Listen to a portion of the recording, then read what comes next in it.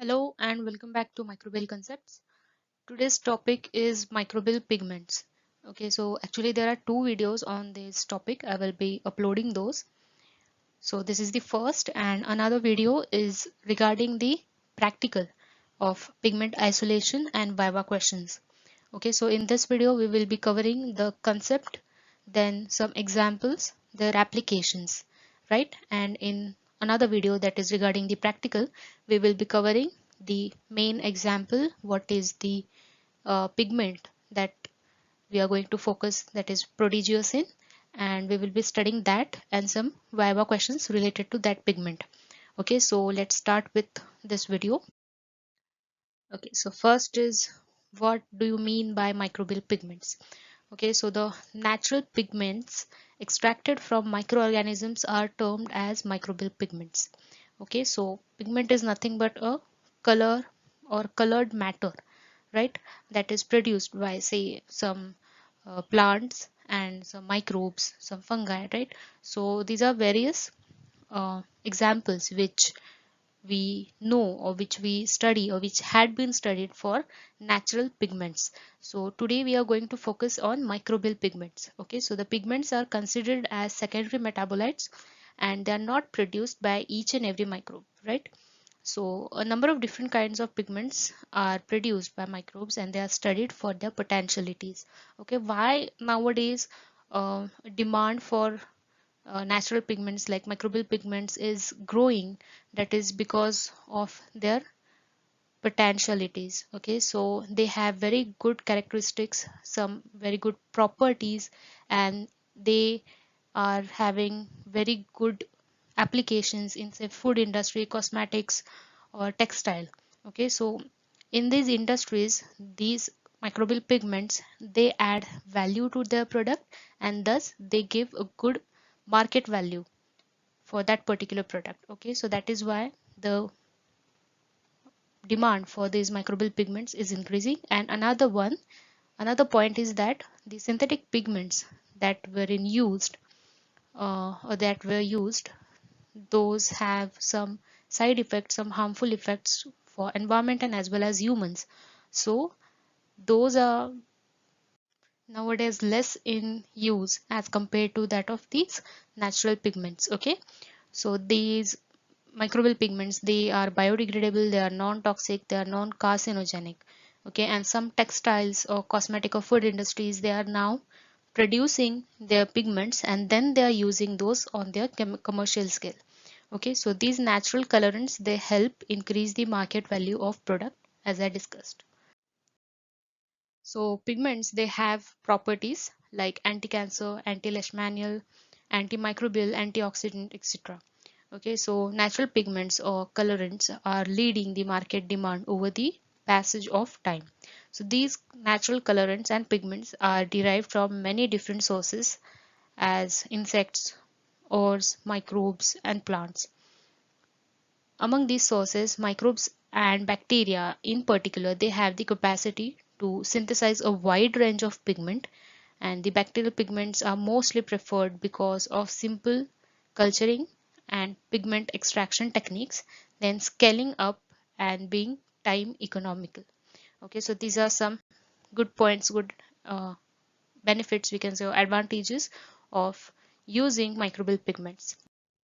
So let's study some examples, some properties and applications, right? So this is a basic flowchart where you can see even pigments, they have taxonomic significance, right? So they help in identification and classification of bacteria. For example, xanthomonas. Okay, the genus of xanthomonas, they are known to produce the pigment which helps in the identification.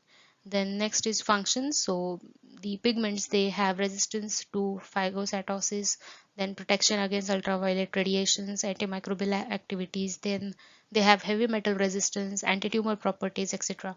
And even they have industrial applications like in paint formulations, in food industries, in textile, in therapeutics, then cosmetics, etc.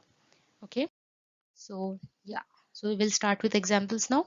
So the first is rhodotorula, It is a yeast and it produces torula rotein pigment, and it is orange, red or yellow in color, and it has anti-cancer properties.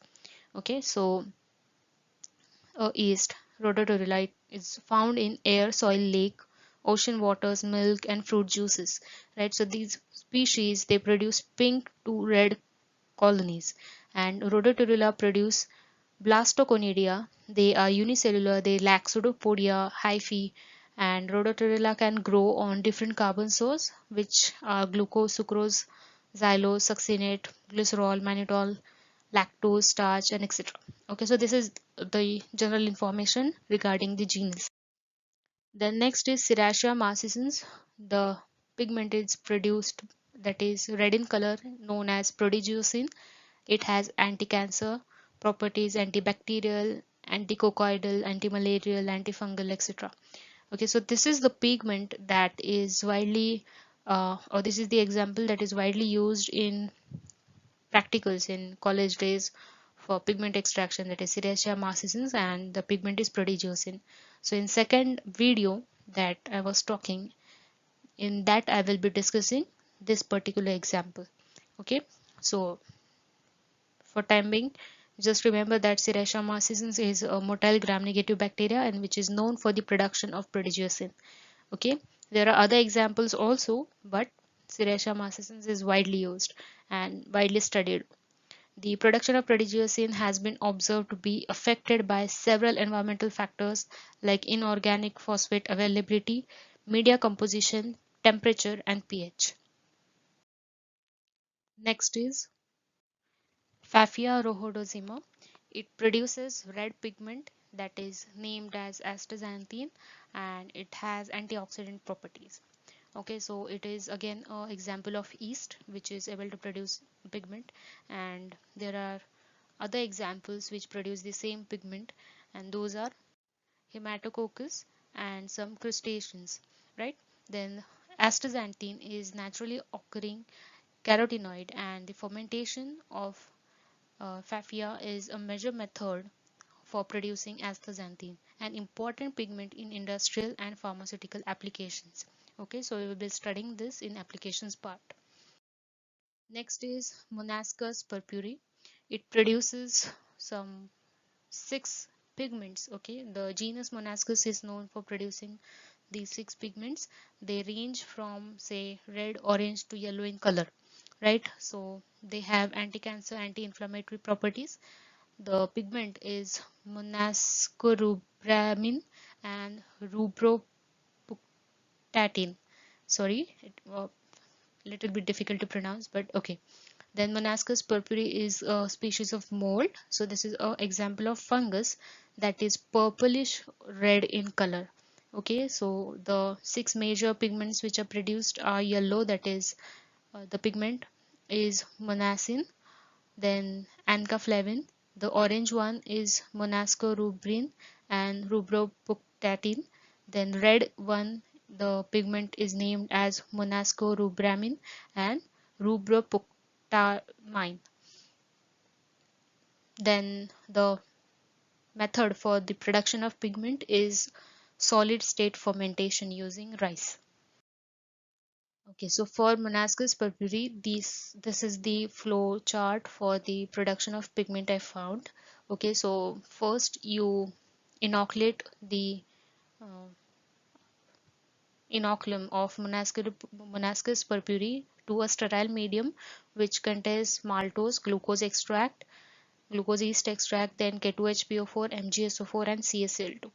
Okay, so after inoculation you incubate and you harvest the colored mycelium. Okay, then you dry the mycelia, then you grind it, and extraction is done by solvent method, that is liquid extraction using methanol.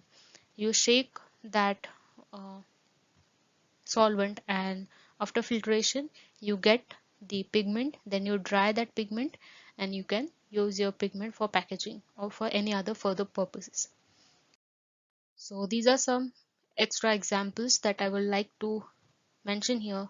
So you can see these are bacteria like Bacillus, Staphylococcus, Flavobacterium, Pseudomonas, Chromobacter, Corynebacteria, right? and the pigments are, say, carotenoid, zeaxanthin, phycocyanin, volacin, then indigoidine, right? So they also have a wide range of properties like antibacterial, antioxidant, anti-inflammatory, antimicrobial, antiviral, antiprotozoal, etc.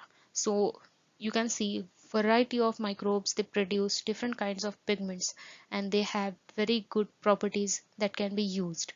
Okay, so there is a advantage, there are many advantages, and there is this disadvantage, that is the stability of microbial pigments. Okay, so microbial pigments are sensitive to heat, pH, light, air and water activity, and therefore making them largely unstable and degradable, which is the major disadvantage. Okay, so it is seen that the pH, it plays a major role in pigment production, but the slight change in pH will lead to variation in shades of the color or the pigment. Okay, so this is why it is said that the microbial pigments are not that stable, because they are sensitive to heat, temperature, pH, light and etc. Okay, so thus some molecular modifications which increase the solubility of microbial pigments and stability are required to be studied. Okay, so now we will be starting for the applications of these microbial pigments. Okay, so first is dairy industry. So Monascus species are known to produce non-toxic pigments which can be used as food colorants, flavor enhancer and as a food preservatives. Okay, so the example here is Monascus rubra. It is used for preparation of flavored milk by utilizing rice carbohydrate for its metabolism and produce pigments as secondary metabolite. A red pigment called arpic is produced by Penicillium oxalicum, and it is used in milk products and ice cream industries. The next is pharmaceutical industry. So here the pigments, they have potential for treating various diseases. We know that. So they have many properties like antibiotic, anti-cancer, immunosuppressive properties, etc. So biopigments are used to produce medically important products. Okay, so the example is adonirubin and astaxanthin are the xanthophylls, which also act as nutraceuticals. Okay, so these xanthophylls, by the process of antioxidation or anti-free radicals or other mechanism, they help to prevent carcinogenesis. Okay, the nutraceuticals functions of these xanthophylls and carotenes also help to prevent problems like heart attack and strokes. The red pigment astaxanthin is important carotenoid which has great commercial values and is also used as pharmaceutical feeds. Then next is Monascus purpurei, the pigment that it produced. It helps in inhibition of hepatitis virus replication by interfering with the viral RNA polymerase activity. Okay, so that is why it we say that it has a antiviral application. A strong therapeutic molecule, that is proteoglycans, are known for their immune suppressive anti-cancer properties. Okay, then Hella chagensis produces a pigment which is known to have immunosuppressant and anti-tumor properties. Okay, so these are some examples that are used in pharmaceutical industries. Next is about textile industry. So synthetic dyes, they have many drawbacks like toxicity, mutagenicity, carcinogenicity properties, leading to various health problems like skin cancer and allergies. Hence, consumers demand for dyes of natural origin as colorants. Okay, so in textile, proteoglycine can be used as a dye for many fibers, say silk, acrylic, nylon, wood, and for dyeing other fibers. So the pigments isolated from Serratia marcescens have the capability to color 5 different types of fabrics, which include cotton, silk, polyester microfibers also. Okay, then violacine, which is a violet pigment, is used to dye rayon, pure rayon and silk. Okay, jacquard, rayon and pure rayon. Okay, so these are some examples for textile industries. Now we will be studying the nutritional supplements. So beta carotene is a precursor of vitamin E. So carotenoid can be used as vitamin supplements. Rice is the main food in underdeveloped countries, so there is possibility of deficiency of vitamin A which causes night blindness and in serious cases of xerophthalmia. So another example of food grade biocolorant is riboflavin, which is also a source of vitamin, and it is available in milk, several leafy vegetables, meat and fish. Yellow beta-xanthines are used as biocolorants and can be used as biocolorants for introducing essential dietary amino acids into foodstuffs. Okay, so phycocyanin by cyanobacteria is used as dietary supplement to rice in proteins. Okay, so these are for nutritional supplements. Next is printing industries.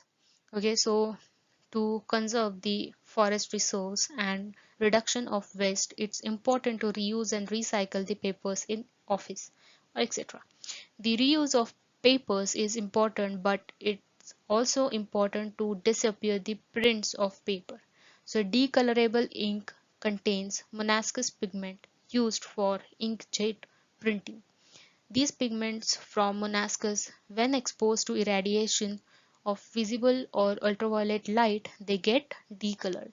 Okay, so this is also a very good example and application of pigments. Next is food colorants. So an important goal of food industry is to produce food with an attractive appearance. So food producers are opting for natural colors as artificial ones show many negative impacts on health. So example is riboflavin, which is produced by Bacillus cereus, is used in vitamin rich milk products and energy drinks. Penicillium oxalicum is a fungus which produces a red color used in cosmetics and food industries. These colors are useful in different products like baby foods, breakfast cereals, pasta, sauces, then processed cheese, fruit drinks, vitamin enriched milk products, and some energy drinks, and so on. Therefore, natural colors are environment friendly and moreover serves as the dual need for visually attractive colors and health benefits in food colorants of probiotics. Therefore, pigments from natural, that is microbial source, are good alternatives. The additional the addition of natural or microbial colors in food products can help to overcome the growing public concern over the adverse effects. So these were some applications. So thank you for watching.